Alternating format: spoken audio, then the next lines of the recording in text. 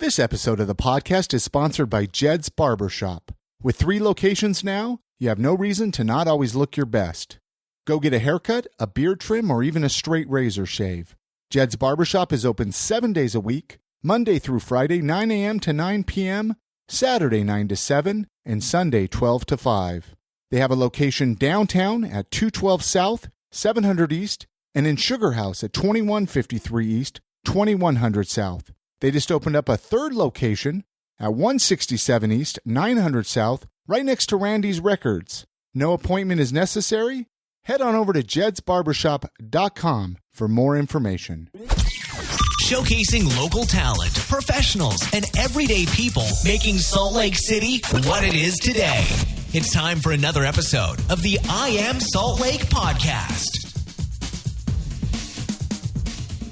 Welcome to episode 267 of I Am Salt Lake podcast. My name's Chris Hollifield. And I'm Chrissy Shelley. Thank you for joining us on today's episode, where we sit down and chat with local artist Chris Bodily.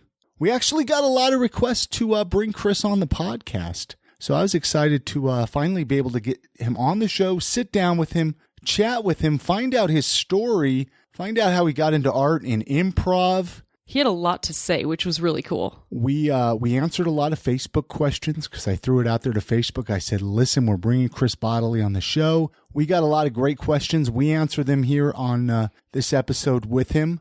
As always, if this is your first time coming to the podcast, if this is your first time listening, head over to our website, iamsaltlake.com. This is where you can find all the back episodes of the podcast. You can listen to them right there online. And you can pretty much find them, like what you're interested in. If you're interested in artists, we have them categorized. You can check out local artists or local food places that we've interviewed or whatever you're into. Chrissy broke them down real nice there on the website. So check it out. Share any of your favorite episodes with your family and friends. Makes it really easy for sharing.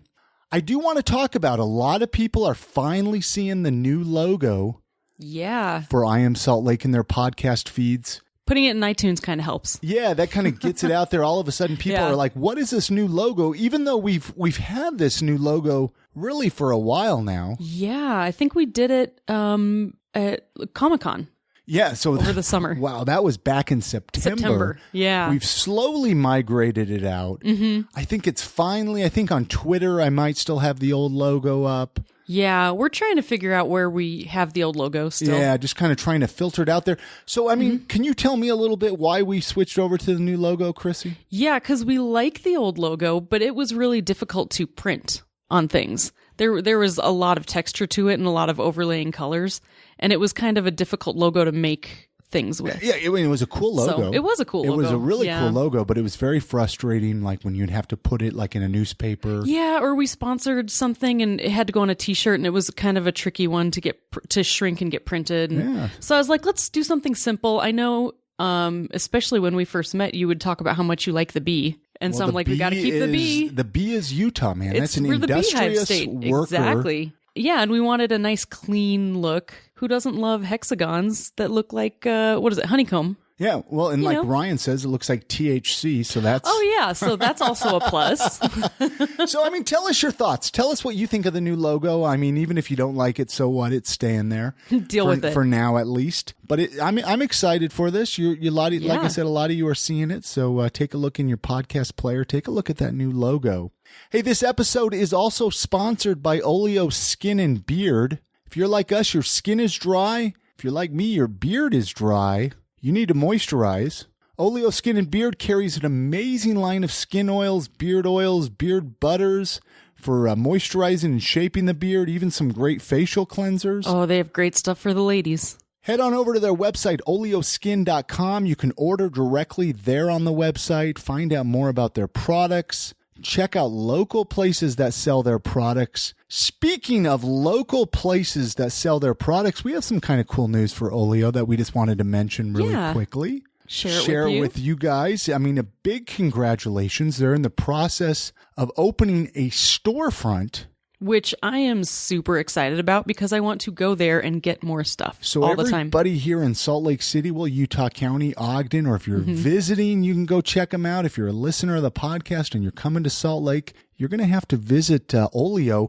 I don't know a whole lot of information to share with you guys yet. So they're in the very beginning stages. Yeah, right? I've heard it's up 21st and 21st, kind of in that area. That's going to be awesome. Really excited for them. Congratulations, Derek and Jennifer. Go to oleoskin.com to find out more about them. All right, I want to get into the interview with Chris Bodily, but I do want to mention we got stickers for our Patreon supporters. We're going to get more into that after the interview, as well as we got some iTunes reviews and we got Nikki's calendar we want to talk about. But if you want to peek at the stickers and kind of how to get one while you're listening to this interview with Chris, head on over to iamsaltlake.com/supporter.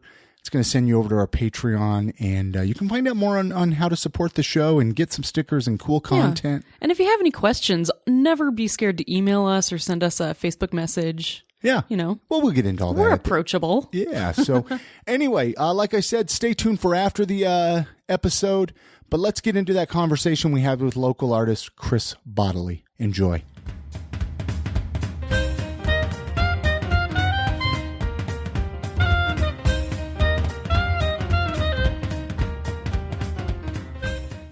I like to even kind of go back a little bit to even where you call home. Like, where did you grow up? Where's all that at? Yeah, I grew up in Sandy, Utah, and then I went down to school in Cedar City.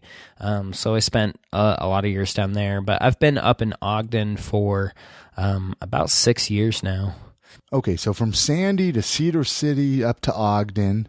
How old were you? Like right to Cedar City for school, I guess. So 18, 19 years old. Yeah. So I went down to school at Cedar City, and then I moved up to Ogden for about a year, and then ended up moving back to Cedar City, and then back to Ogden.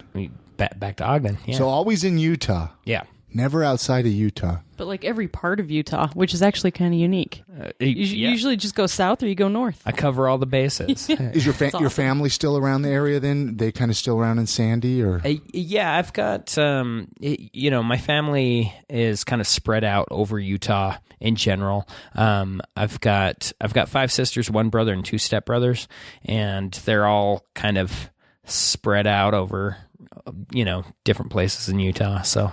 I don't know. Do you want to even jump? I want to kind of even jump right into art, I guess, with you. Is kind of where I want to find out even how old are you? I mean, have you always been interested in art? Has that kind of always been the thing? Were you always a kid with like the coloring book and crayons? Yeah, I mean, I learned to draw. I watched a lot of cartoons, read a lot of comic books as a kid.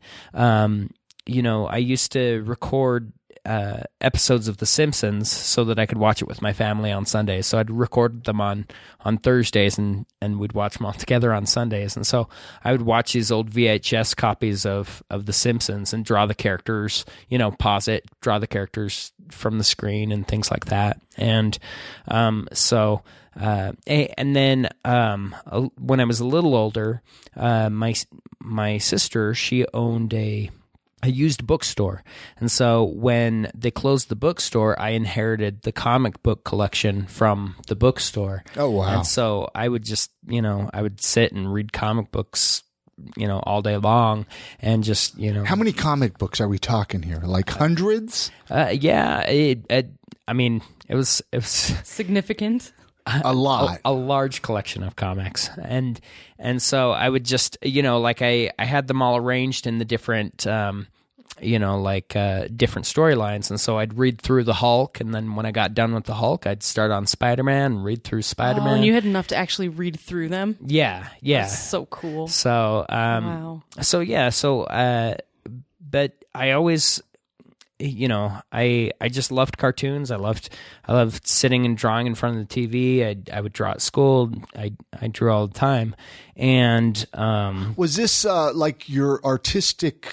Were your parents supportive of you? Like your family supportive, and they're like, okay, this is what he wants to do. He wants to draw. Like some parents, they're not supportive, right? When their kids they're like, are that's doing a great something. hobby, but yeah, you can't make any money being an artist or something, I think my mom especially was really supportive.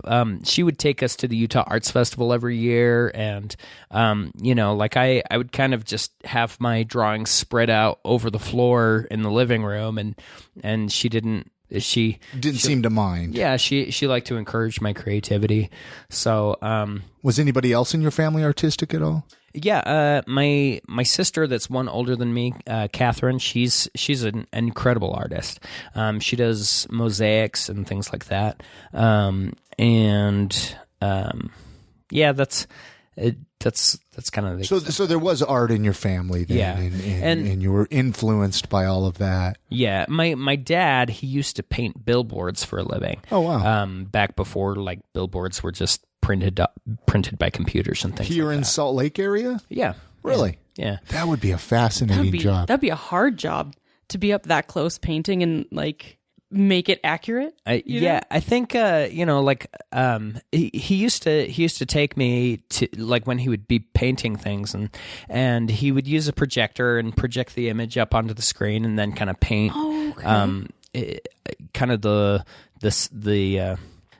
kind of a high threshold image of the people. Okay, yeah. So kind of like the shadows and things like that. And like the basic outlines and then kind of. Did you actually go up onto the billboards with them? No, I never went up on the billboards. They were a little bit dangerous, but Mom's like, no way. Chris isn't going.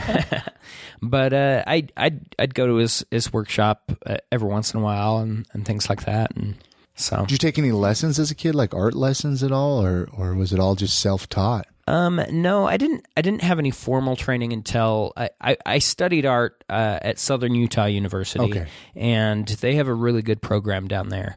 But as far as like doing art school, there's the classes that they offer at school and things like that. But for the most part, it was just something that I loved doing, so I did it all the time. Did you decide, like, when you went to school, you knew that's what you were going to study, though, was art? Yeah, I mean, there's a certain degree of doubt that every artist has, like, can I make a living doing this? And so you had that doubt then? Oh, yeah, everybody does. Yeah.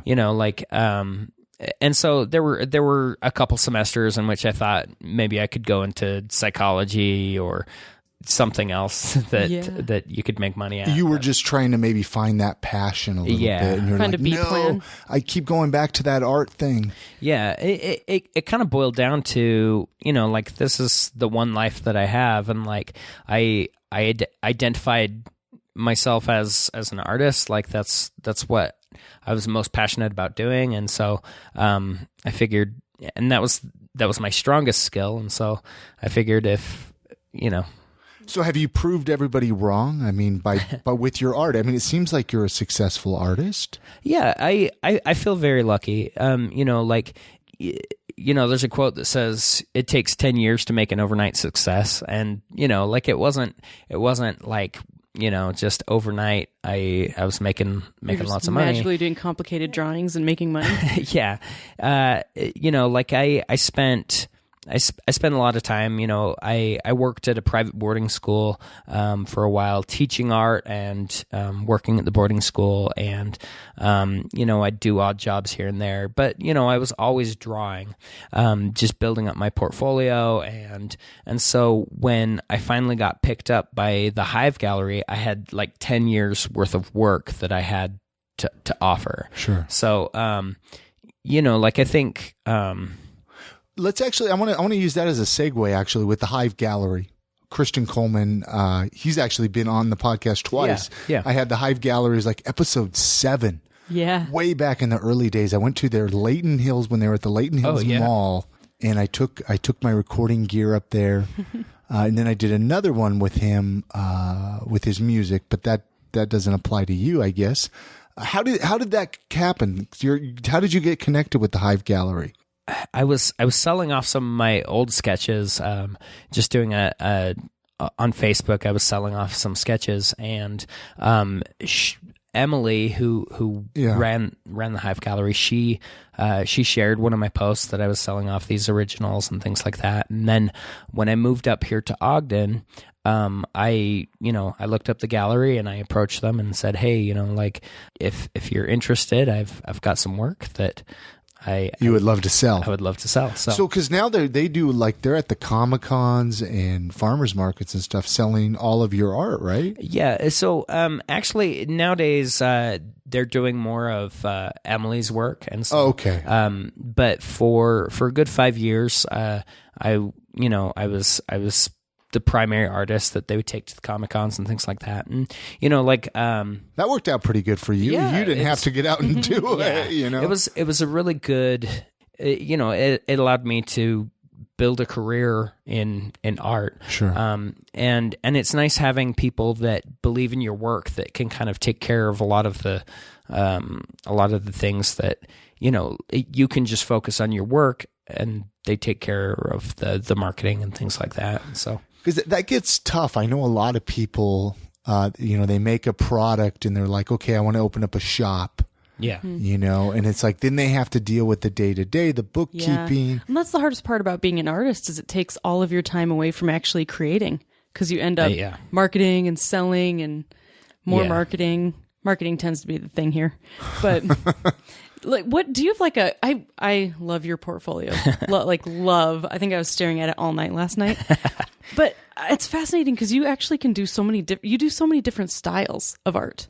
Like, do you have a preferred style that you go to when you just feel like drawing for fun? Yeah, I mean, like I said, I started out drawing a lot of cartoons and things like that, just because, like, I was a normal kid that loved cartoons, and so all my work still kind of has that kind of cartoony feel, like the hard outlines and things like that. But as I got older, art became more of a cathartic thing where, I could express my feelings through art and things like that. And so it's kind of a juxtaposition of this, this style I grew up with kind of more adult sensibilities. And then, like I'm a big believer of continually improving your skills. So, I've got my professional work that I sell, but then, I'll try different mediums, I'll try different styles, just so that I'm continuing to build my skill set and so that I don't become stagnant. Yeah. But yeah, what I'm most known for is kind of my cartoony kind of pop surrealism, stuff like that. Like the fox. Yeah. Like, that's so cute.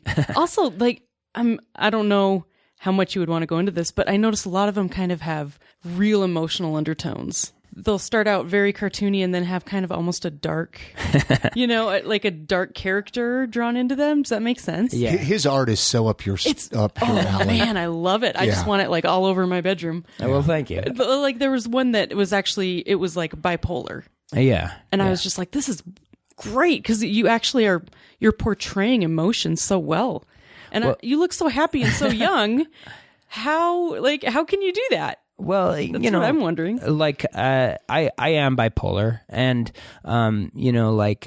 probably about 6 years ago, I was really, I was mentally ill. My life was kind of falling apart on me, and I was really self-destructive, and so that's actually why I moved up to Ogden, so that I could go up and my sister could kind of take care of me.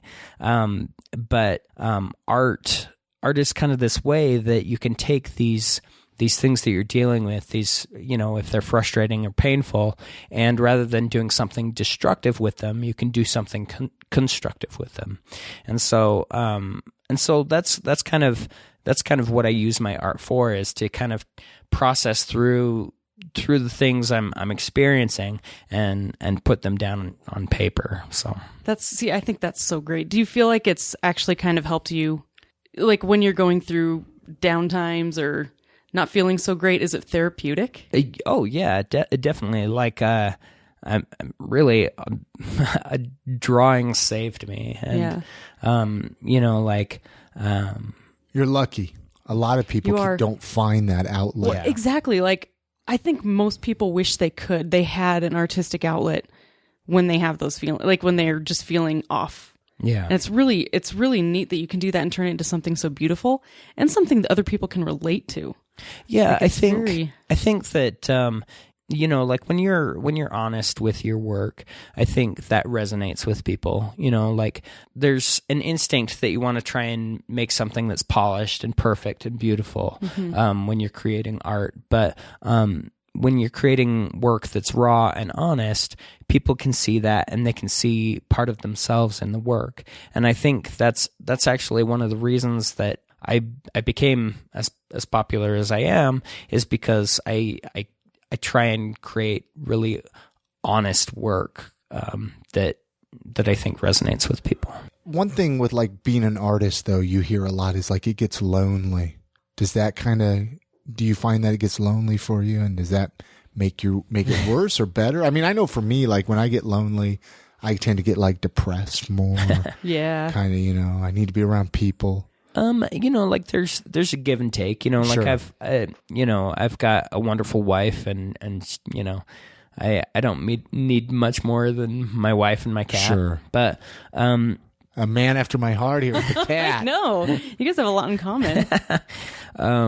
But like there's a lot of time that I spend by myself when I'm creating the work and things like that. But then there's also the other side of things where if you're doing shows, you're doing Comic-Cons or you're doing festivals or things like that, and you interact with thousands of people. Sure. And on the weekends I do improv with my friends, and that's kind of like art by committee. You're doing art with other people, and so like there's times that I don't know that I get lonely so much as like I am alone a lot of the time, and then when I'm alone I invested in my work. So sure. You mentioned your improv on Facebook. I threw it out there that I'd be chatting with you. Yeah. And both I have a community, like a little Facebook group for the podcast listeners, and then on my personal Facebook. And a few people asked, to have you bring up your improv. I guess you do some classes. Corey from over at Watchtower Cafe, I don't know if you know her. Yeah. She said to ask him about his and Chelsea's improv classes. And then Andrew and Clint both wanted me to talk to you about your improv. So I don't know where to start there. I guess start with how that even happened. How did improv happen for you? Improv is something that I kind of fell into. Like I was going down to school in Southern Utah University, and I was studying art, and I was a senator for the Performing and Visual Arts College. And so one of the other senators from the theater portion of the Performing and Visual Arts College, she was a good friend of mine, and she was starting up this improv troupe, and she's like, well, you ought to come do improv with us. And I'm like, I don't know. But, I went out and I found that it was something that I was good at, and I enjoyed it, and it's kind of stuck with me since. So, and how long have you been doing that? How long have you been doing improv? I think it's about 13 years now. 13. Oh wow! So for quite a while. Yeah. We stumbled upon like a YouTube video. There's a few YouTube videos of you out there. We stumbled upon. Well, we Googled you. We knew we were going to be sitting down with you. Well, I did. Yeah. The thing is the way I always look at when I bring people on the podcast is I like to know a little bit, but at the same time I don't want to know too much, because I figure I want to put myself in the same position as the listener who might not know anything about you. Yeah. So wow, 13 years. That's you talk about doing improv, Chris. Oh, I've talked about doing it forever. What would you tell her, Chrissy, or even a listener right now, somebody who wants to do improv? What would you say? I mean, one of the things about improv as well as art is there's no such thing as a mistake. As long as you embrace everything that you do, like that's one of the beauties of improv, is that you can say anything, and as long as you're playing with people that you can trust and that will support you, then you say something and they take that and they accept it. Yes, and yeah, I know that much. Yeah, and so it's it's a very different discipline than even like scripted theater, or it's different from stand-up comedy, but it's a really it's a collaborative art in which you're just, you just have to be present, you have to listen, and you have to be willing to commit to what you create. And so you and Chelsea's your wife? yeah. You guys teach classes? Yeah, we run a space up in the Ziegfeld Theater in Ogden called the Comedy Loft, and so we do a show once a week, and we do classes where people can come and learn improv and things like that. And actually, I met Chelsea through improv, and so it's kind of what in Cedar City or here? No, when I moved up into Ogden, so. So it's kind of your joint love for improv. Yeah. That's very cool. It's something that we can do together, and it's nice having, like she's an artistic type. She writes, and she's a graphic designer by trade, and it's nice to have somebody in your life that understands your passions, what you're about. Yeah. I definitely think that's true. I mean, I really lucked out. That's how it was even with Chrissy when I found her. I mean, her love of podcasting. It's like, wow, I found somebody who understands what I'm doing. I found a nerd. Well, I mean, a lot of times you try to date people and you try to, get involved with people, but they don't understand, like, why are you spending so many hours doing this? They Why are take you it spending so many personally hours that you have hobbies doing art? I mean, how many hours a day do you things. think you draw or spend painting or whatever you do? Right? I try and draw at least 5 hours a day. Wow. When I was a kid, my dad said that Louis L'Amour would write a page every day. Whether it was good or bad, it didn't matter. He wrote at least one page a day. And, if you want to get good at something, you have to be passionate about it, and you have to do it constantly. Do you find yourself just like, you're sitting somewhere and you just start doodling? Yeah. The next thing you know, you have like a masterpiece on a napkin, right? Like you're just like, you're at a stoplight. You're at a stoplight. And this is like for the people like me who can't even fathom that. Like, where do your ideas even come from? When you're sitting down and you just have a blank piece of paper, how does that even happen? I mean, like I said with improv, it's like there's no wrong way to draw. Like you just put. Oh, you haven't seen me draw. Well, like I was gonna say you haven't seen me draw. If you don't think there's any wrong way to draw. There's this great comic book writer, Linda Berry, and she teaches a class to adults who can't draw. She forces them to draw. Sure. Right? Her main focus is to instill in these people that there's no such thing as good.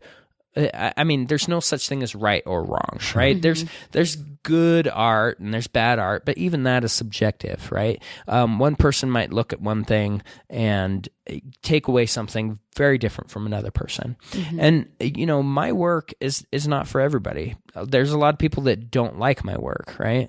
But it's not for them, and it's okay that it's not for them. I just create the work that I'm passionate about, and I try and find the people that.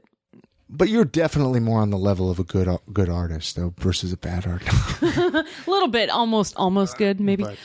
Do you ever find yourself when you're in the middle of creating anything, ever editing yourself, or do you let yourself just go through the creative process before you even look at it and critique your work? You know what? Like when I draw, I primarily draw in pen, so that it's permanent, so that I can erase, right? Because it forces you to be decisive, it forces you to be bold, and it forces you to embrace every mark that you put down, right? And that's kind of my guiding philosophy, is that like you can't. There was a great TED Talk where they were talking about these improvisational musicians, and they would put them in kind of those, CAT scan things. And they found that when they were improvising their music, it was coming from, they would shut off the part of their brain that edits itself and then open up the autobiographical self. And so, like when I sit down to draw, I try and shut off that part that judges what I'm doing. Yeah. Like I can't second guess anything that I'm doing. Otherwise, I'm not allowing that autobiographical self to come out onto the paper. So, like if I spend a bunch of time and the piece is awful, then I throw it away and start on a new one. Right. Mm-hmm. So, that's kind of cool. the way I work. That's like super good advice. We need to actually take a quick break for a word from our sponsor. I got a bunch more questions. There's actually a couple more Facebook questions, and so we'll get into that when we come back. Great. So hang tight. Thank you.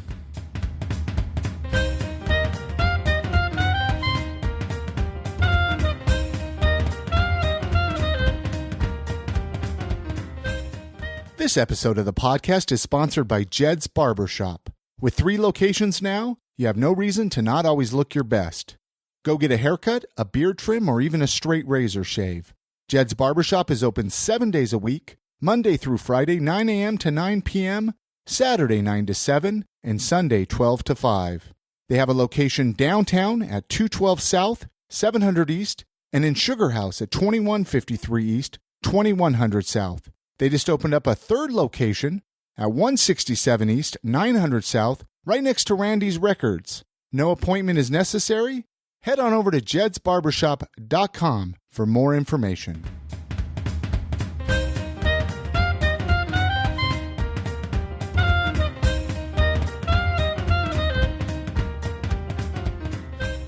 So there was a couple other questions I wanted to bring up before we forgot to ask him. So Andrew, I mentioned he asked about your improv, which actually I wouldn't mind even getting a little more. I feel like we kind of skimmed that just a second. But he also, he had a couple other questions.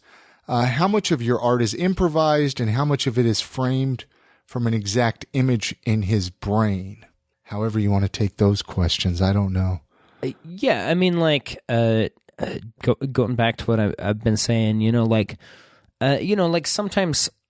sometimes when I'm practicing, I'll draw from a reference or I'll draw from life or things like that. And that's, I think that's it's like if you do sports or something, you're lifting the weights, working the muscle or something like that. But then when you play the game, you're using all the different muscles. And so when I'm practicing, I'll use a reference or I'll have a concept in mind. Especially if I'm working for a client, I'll have a concept in mind. But when I'm drawing for me, drawing the type of thing that I like to draw, I like to just have no preconceived notion in my head and just start putting marks down on the paper until something starts to form. He just lets it out. Yeah.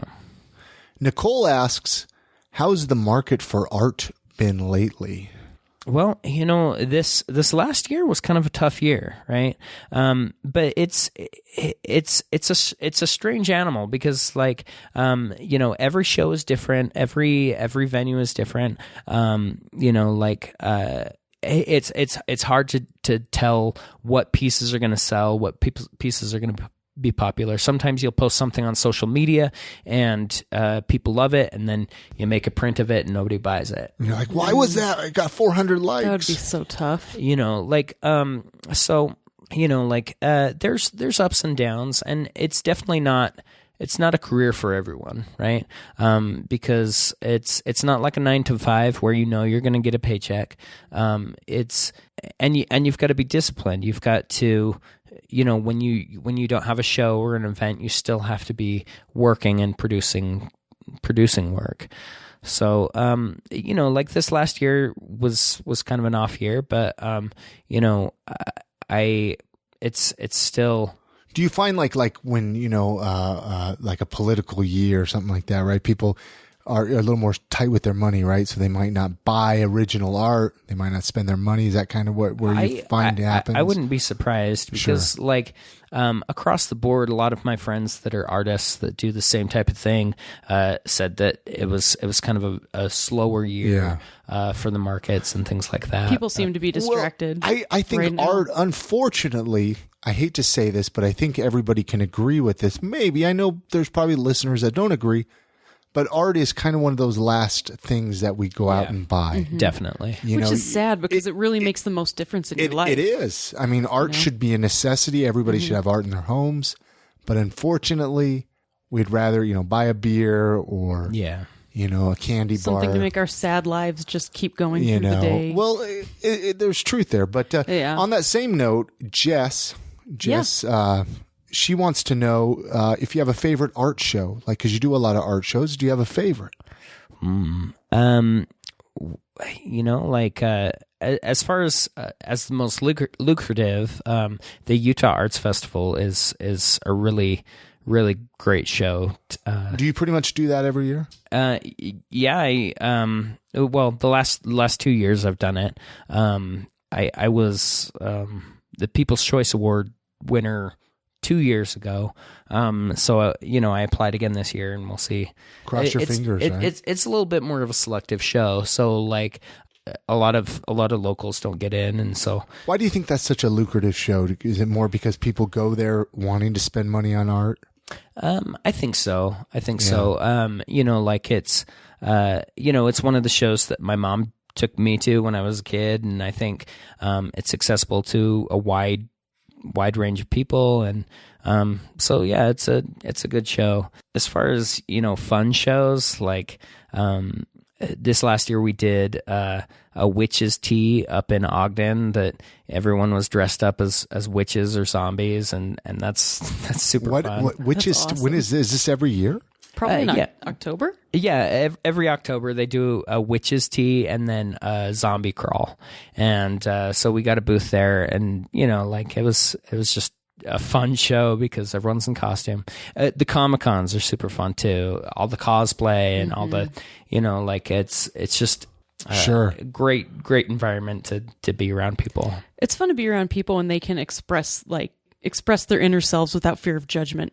I think that's what I love about Comic-Con or being around artists or, Halloween. It brings that out in everybody, and you can all just enjoy each other. Yeah. What motivates you when you don't feel like creating? It's not very often that I don't feel like creating. Like, you never hit like just a brick wall and you're like, I don't have it in me. I can't do this. Well, or is that when it's the best? When I'm drawing, I feel like I'm the most myself. And, if, things are going on that I don't have time to draw, sure, that's when I'm the most drained. And so, I don't know. One thing that my professor Ben Sowards used to say is that art is not something that hangs on the wall. It's the process that you go through as you're creating what hangs on the wall, and just the other day I was going through some old sketches with my wife and just, terrible work, some great work as well. But, there's a lot of work that I would never show to anybody, but that's not the purpose of it, right? The purpose of it was creating it and going through the process of experiencing those things. And so, that sense of writer's block or artist's block, it just doesn't happen. You just don't have it. You're like a magical being. This is amazing. Have you ever thought about teaching? I mean, you said you taught art at a school before, but yeah, have you ever thought about really getting into teaching art more? I mean, the way that you talk about it and explain it, you'd be an amazing art teacher. Well, thank you. That's nice thing to say. It's very true. I would love to. I love teaching. I love teaching improv. I love teaching art. My biggest criteria for teaching is having people that want to learn what I have to offer them, right? Yeah. If I'm teaching a class and the students are just there to fulfill a requirement or something like that, then I feel like I'm wasting my time. Yeah. But I do love. Like your passion for it is contagious. Oh, thank you. And if I can imagine if you had students who were genuinely interested. Yeah, but let's not kid around. There's a lot of kids. And I mean, I was a student once at a college or something, and you don't care about the class. You just want the grade. That's true. I totally agree. And that's got to be frustrating for a teacher. That would be incredibly frustrating. I think maybe private art classes. Yeah, I've taught a handful of private art classes. I've taught some adjunct classes at different universities. I've taught. I substitute teach sometimes. So you do a little bit. I do a smattering of teaching, and I really do enjoy teaching. But I have to have people that are as excited about the information as I am. So that's totally valid. Totally fair. just to kind of steer the direction a little bit different, I kind of like to even find out a little bit more about you as a person. So obviously we talked about art and improv. What are some of your other hobbies and interests? What are some other things that you enjoy doing with your spare time, if you have spare time, I guess? Yeah. Well, my wife says that you need to go on artist dates, right? In the sense that, like, if you're sitting and just, writing or drawing or doing whatever your craft is day in, day out, you're not getting outside experiences that are influencing the work that you're putting out, right? So, I rock climb twice a week with my brother-in-law. We live at the mouth of the canyon, so we like to go on hikes, go on walks. I like to cook. I like to read. I feel like a lot of what I study outside of when I'm doing drawing or engaged in drawing is I really like science. I like philosophy. I like psychology. I like.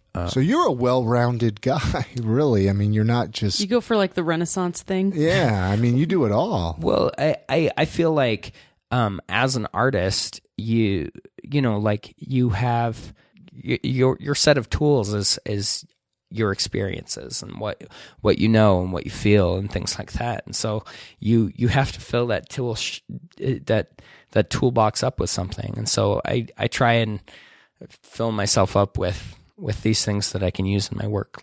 Man, you're like a wealth of great advice. I should be taking notes. I know, well, you're going to listen back to the podcast once it goes up. Oh, solid point. I'll take notes later. If you could learn one random skill, what would you like to learn? Oh man, if I could learn something, like I've had people on the podcast like unicycle or to speak Spanish or Yeah, I mean, like I'm up for learning anything that I can. Really, just anything you can. Like I said, I do rock climbing, and that's been a big experience for me. Is like learning the knots and learning how to approach problems in different ways. How long have you been rock climbing? I've only been rock climbing like 2 or 3 years now. So longer than I have. I haven't at all. So, but like anytime I can learn a skill that's kind of outside of my normal skill set, sure, then I think it's beneficial. Absolutely. Do you find it difficult to push yourself out of your comfort zone a little bit that way? I mean, yeah, there's, if there's something that I'm not immediately good at, then it can be frustrating and it's easy to back down from it. But, and there's certain things that are not interesting to me. They're just kind of boring, but yeah, I don't know.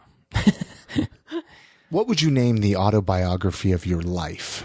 Probably a hat robot, because that's actually, I'm glad you brought that. I wanted to ask you the name behind the meaning behind hat robot. Like, truth be told, hat robot is kind of arbitrary, right? But before Shakespeare wrote all of his plays, the name Shakespeare didn't really mean anything. It didn't mean literally like somebody shaking a spear or something like that. But Shakespeare came to mean Shakespeare's body of work because of what he created. And hat robot doesn't necessarily mean anything, but it's come to mean my body of work. And so, I'm sure you get a lot of people ask though, right? Yeah. What is this hat robot? And there's certain reasons, for example, if you Google Chris Bodily, half of the hits that you get are articles about Chris Brown and bodily harm lawsuits, things like that, right? But sounds like you've Googled yourself a little bit here, right? But if you Google hat robot, you find me, right? Because it's unique and it's different and it's memorable. So it kind of came about. I wrote a zine in high school that I would sell to my friends called Hat, and then later I did a zine too, but it wasn't comics. It was vegan and animal rights. But. Oh yeah, there you go. So then when I made the website, people called me Robot at the time because I lived in Brazil for a while, and to say hi or hey, you would say oba. And so I thought it was funny to say robot to people because it sounded the same. And so people started calling me robot because I always said robot. What were you doing in Brazil? Truth be told, I served an LDS mission. But, I knew I was going to get that out of you. But I've since It's left. It's okay. I've since left the church, and so like when you mention that you served a mission, it brings up like theological conversations. No. I mean, we get a lot of people. Be nice. We get a lot of people on the podcast, man. They've served missions, and next thing I know, they're brewing beer at squatters or something like true. that, right? It's more of a coming of age thing. Yeah. I mean, you mentioned Brazil. I couldn't get past that without asking you what the heck you were doing in Brazil. Most memorable concert or sporting event that you've been to? When Rage Against the Machine was at Spanish Fork. Did you go to that show? It was so I fun. remember that. I didn't go, but I was living in Provo at the time. Oh yeah, we all piled into my friend John Brown's minivan and went down there. Did you hear about this, Chrissy? How the whole town shut. Like didn't they kind of try to boycott it or something? They boarded up their windows and people stuff. were really worried. I heard something about it. Yeah, I think the people down there didn't know what Rage Against the Machine was. Yeah. They thought it was going to be like a satanic music concert. No, they booked it or something accidentally. They booked it, not realizing that they were Rage Against the Machine.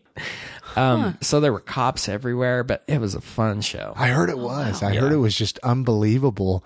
It's Spanish Fork. I mean, now it wouldn't be so uncommon, but this was 20 years ago? No, maybe not that many years ago. I think I was... It was 92, 91 even? No. Anyway, it doesn't matter. Yeah. That would be a fun, that would be, gosh, I wonder if we could do a podcast episode about that. Like, go find people all that live there. You can go to the library and look up all the old, archives before the internet was born. Yeah, well, no, there's just like the old people. Like, then they found out and they literally shut the town down, boarded up windows, everything like that. So you mentioned you live in Ogden. Yeah. Typically, we'll ask favorite local eating spots in Salt Lake, but I want to know, do you have any in Ogden? Oh, I love one of my favorites with my wife is Bombay Bites. It's an Indian food restaurant up there. Ron Thai is down the street from us. They do Thai food. Just because I ask, I want to expand a little bit to Ogden here, right? Like, we're all one big community here, right? So it's like, okay, so we're going to check these places out if we go up there. You know what? I think Ogden's great. I think a lot of people don't know about Ogden, right? Sure. But I was able to build my life, reconstruct my life up in Ogden, and I've got a real fondness for it. Like a lot of the other cities in Utah kind of built up around the Mormon pioneers and things like that. Like they would send out these wagon trains, a day's journey, and so we've got all these. But Ogden grew up around the railroad, and so even from the beginning, it had a very different culture than the rest of Utah. And so there's some things that are a little rough around the edges about it, but also it's a very artistic-minded community. I love it up there. Did you go check out any of the concerts? They were doing the Twilight. I think they called it differently over the summer. Yeah. Where they had the bands at the park. Yeah. Did you go check any of those out? Yeah, they've always got things going on, especially on historic 25th Street. Yeah. There's lots of things to do. All summer long they've got the farmers markets and the gallery walks and things like that. It's a fun little town. Have you explored it much, Chrissy? Not really. It's great. I've the been there a architecture couple of for times, pictures and stuff like that. I love going up there and taking pictures of the old buildings. Stuff like that. I love it, and really, I could see myself retiring there because it's my type of place. It's big enough that there's things to do, but it's also not like some sprawling metropolis where you're going to get lost. So it's really cool to hear that perspective on Ogden. You don't hear that very often. Yeah, I mean, a lot of people are like, "Oh, Ogden's a dirty." Isn't there a dog food factory up there? Right? Like, yeah, no, there is. Like, it smells horrible. Yeah, you gotta imagine that it's a baked potato, and then just kind of.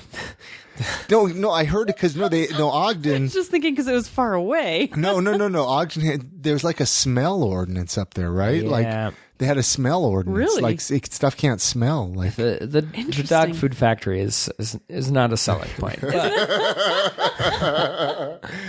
Anyway. So as we kind of wrap this up a little bit here, where can people find your art now? Can anybody buy it locally? Is it in any shops that you know of? Or yeah, so the next big show that we're going to do is the FanX. We're going to be at FanX, and we're going to have a whole bunch of brand new work that nobody's seen, and that's coming up. Yeah. And the week before that, we've got a show at Pandemonium in Ogden. I'm going to be doing originals. So that's going to be in March. But is there any like shops other than that? Because are you still doing stuff? Well, the Hive doesn't have an actual physical location anymore anyway. The Hive doesn't really carry my work anymore. Okay. But typically the best place to find me is at the different markets and shows. I also sell a little bit of work on Society 6 print on demand. And, if there's something that somebody's looking to track down, they can send me an email and I can meet up in a parking lot or something like that, right? Yeah. Like, it's 9 o'clock. I can meet in the dark parking lot. But my website is hatrobat. I'm on Facebook and Instagram and Tumblr and Society 6 and blah, blah, blah. So before we completely wrap up, I don't think we really even got in depth on how to take like your improv classes. Oh yeah. And stuff like that. Like that's Saturdays at 8:00. We're at the Ziegfeld Theater in the loft. It's the room above the Ziegfeld Theater. It's at about 40th and Washington. If people want to track down the information, they can go to the Comedy Loft on Facebook, and they can find information about classes and shows and things like that. Cool. And I'll put those links up at imsaltlake.com. Yeah. I'll put those links up. Did you see the Mike Birbiglia movie? Yes. What did you think of it? I loved it. I loved it. It was good. It was good. I think it was the most accurate depiction of improv life that I've seen on screen. I had a friend that was kind of devastated by it because I think he identified with the Keegan-Michael Key character where he wanted to be, on Saturday Night Live. He wanted to get out on his own and be a star. But I love that monologue that Gillian Jacobs gives where she's like, you know what, I'm down in this well, but this is where I want to be, and like I think that boils down like my entire life philosophy is like, I'm doing things that I enjoy, that I love. I may never be famous or uber wealthy or anything like that, but I don't care. Like I've got my dream job, I've got my dream wife, and like, you're good. Yeah. I think that's amazing. That's happiness for me. So do that. You so great. If more people could figure that out. Oh my gosh, seriously, for real. I think everybody feels they need to have, all this flashy stuff and they never find happiness. Yep. You got it, buddy. You, sir. Anything else? Anything else you want to? I mean, the improv, the art. I mean, anything else you want to mention while we're here, or anything else you want to promote, or that we didn't maybe talk about? Like if there's anyone out there that has questions for me, I'm really approachable. Like send me an email, and like if you have questions for about my process or about how to get into the business of being an artist or anything like that, like I'm easygoing, and I'm usually willing to do you care if I link up your Facebook with this podcast as well? Again, that will be at imsaltlake.com. I've had a great conversation. Thank you so much for coming on the podcast and sharing your story. And it was a good one. Yeah, down the road, I always like to say maybe we'll catch up, see what you've been up to, and otherwise we'll end it there. All right. Many thanks again to Chris Bodily for coming on this podcast. Head on over to imsaltlake.com/267. That's for episode 267 for links to check out his stuff and get in touch with him. If you haven't had a chance to check out his art, please do. Oh, his art is so good. It really is. We have so many bare walls in our house, Chrissy, that we just need to fill up with his art. We should just take him, hold him hostage, and have him do like murals on our walls, and then we can let him go. Or we can just buy some from him. Oh, buy things. Good call. That's good too. His stuff is incredible. Hey, Fan X is coming up. Depending on when you're listening to this, it's pretty much like next week, I believe. Mm-hmm. He said he's going to have a booth there selling his stuff, so go check it out. Let him know you heard him on I Am Salt Lake. Say, hey, Chris, I heard you on I Am Salt Lake. Let me check out your killer art. Yeah. And then buy something. Then buy something. Hey, like we mentioned at the beginning, we got I Am Salt Lake stickers. People are going crazy over these stickers. I mean, these are cool stickers. You're going to want to stick them on your car or your laptop, like your mine. Trapper Keeper. Your Trapper Keeper. Oh my gosh, can we get a Trapper Keeper? You remember those from back in the 90s? Those were the coolest. Or maybe they were 80s. I don't know. They had to have been the 90s because I think, yeah, definitely 90s. Stick them on your refrigerator and support the podcast. We're going to actually start mailing them this week to all of our Patreon supporters. So if you're a Patreon supporter, get in touch with us. Let us know your mailing address or make sure your address is correct on Patreon. Because I'd hate for some nosy neighbor to get these stickers. Hey, but even the $1 supporters are going to get they're going to get a sticker.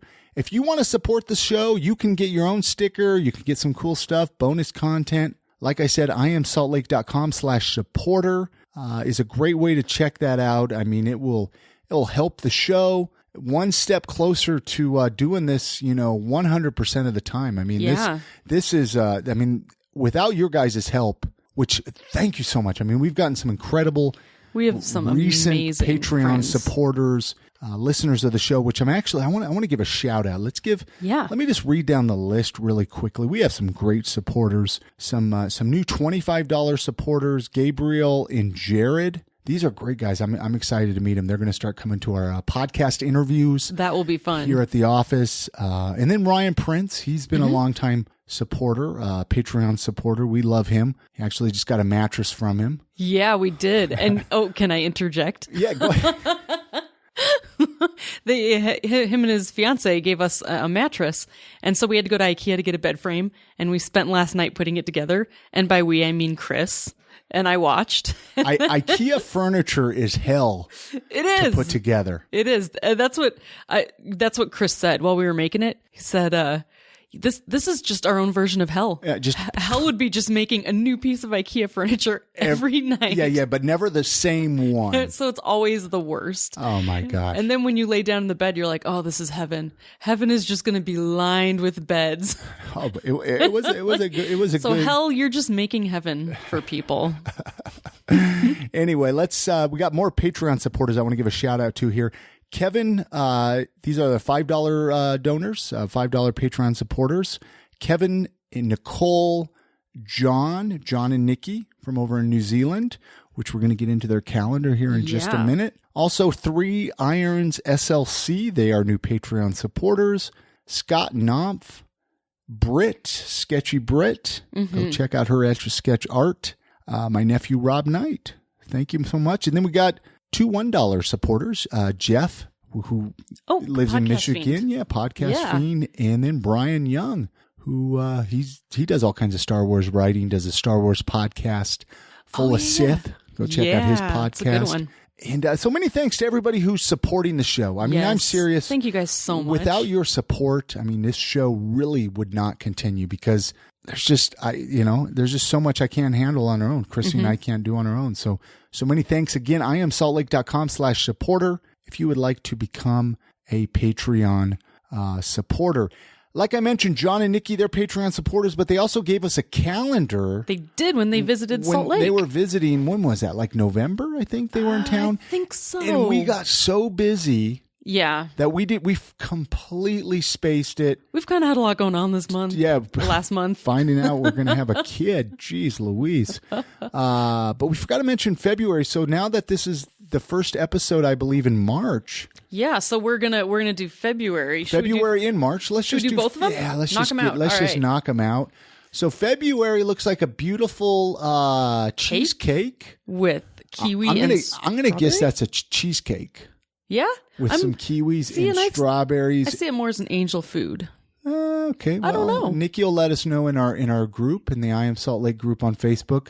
It makes me hungry. I don't know. Well, actually, February's on the cover of the complete calendar there. Yeah, because it's delicious looking. That's really cool. Yeah, cool. This is a really cool calendar. So they gave us this like calendar. New Zealand calendar, and every month we're going to kind of try to guess why the pictures are the way they are. And then March, we have a pair of sandals. Sandals with daisies. I mean, the first thing I think of with March is sandals. Like, oh, let's slip on sandals because it's so ridiculously hot. Warm there? I don't know. We've had some warm days here in Salt Lake City recently. Yeah. So I'm assuming there's just really nice weather and good food. So, yeah, I don't know, Nikki. I mean, fill us in. Go to the, we have an I Am Salt Lake group on Facebook. We put those links up on Facebook. It's different than the fan page. It's where all the listeners of the podcast can go. We're still slowly getting momentum in the group. Yeah. Let's get some stuff to talk about up in there. Hey, this episode of the podcast is sponsored by Jed's Barbershop. With 3 locations now, you have no reason to not always look your best. Go get a haircut, a beard trim, or even a straight razor shave. Jed's Barbershop is open 7 days a week, Monday through Friday, 9 a.m. to 9 p.m., Saturday, 9 to 7, and Sunday, 12 to 5. Their brand new 3rd location just barely opened up at 167 East. 900 South is located right next door to Randy's Records. They also have a location downtown, 212 South, 700 East, and in Sugar House at 2153 East, 2100 South. Remember, no appointments necessary. If you have a last-minute date, you want to look your best, you want to go get a sick haircut, you want to look good for the ladies, then head on over to Jed's Barbershop. They were recently voted Best in State by City Weekly and KSL. Their website, jedsbarbershop.com, is where you can find more information. Hey, before we wrap this up, though, Chrissy, I want to talk about, we got a really cool iTunes review. Yay! I want to read that here really quickly. We love iTunes reviews. If you have not left one, please do. I mean, this helps boost our ratings. It really does. Gets us out to more people. Yeah, and I mean, it's a great way to support the show. Yeah. And anyway, we got a new one. It's from Stacy Kaplan. She titles it, Chris is Salt Lake. She writes, Chris and his co-host, Chrissy, do an excellent job introducing listeners to all things SLC. They dig into the stories of people who make Salt Lake City unique. Very cool. Thank you so much, Stacy. I'd love to. I don't know. Do we know Stacy Kaplan? Her name is familiar. Yeah, it does sound familiar. But, I want to get to know all the listeners of the podcast. Me too. Drop us an email. My email is chris@iamsaltlake.com. And I'm Chrissy@iamsaltlake.com. Introduce yourself. Tell us how long you've been a listener. Tell us what kind of shows you like better. If there's somebody you like, the type of people we bring on. Yeah. If you like one genre of people over another. Or if you have someone you really want to hear from or about. If you want to nominate somebody to come on the show, if you want us to this is a collaborative effort, guys. Their brain. Totally. And drop us an email. Again, iamsaltlake.com is the website. iamsaltlake.com/Facebook is going to send you to our Facebook page. And then iamsaltlake.com/Twitter. Mm-hmm. It's going to send you to our Twitter account. So connect with us. I've been loving following our Twitter account. Oh my gosh. Is that weird? There has been so much stuff. So basically, I'm just trying to get out a lot of information about Salt Lake. Just kind of keep people up on it. I'm always reading all the articles. Yeah. It's so great. Well, thank you. Yeah. I've been busy organizing that and keeping that Good job. active. Job, Chris. So follow the Twitter at I Am Salt Lake, and I think that's going to do it. Feel free to connect with us. Subscribe to the podcast. We got a new episode right now coming out every week. Mm-hmm. If we get that Patreon, we can get up to a couple episodes a week, maybe, which would be so cool. Would be really, really cool. So yeah. You guys have a great week. Get out, support local, love the city you live in. And good night, Grammy.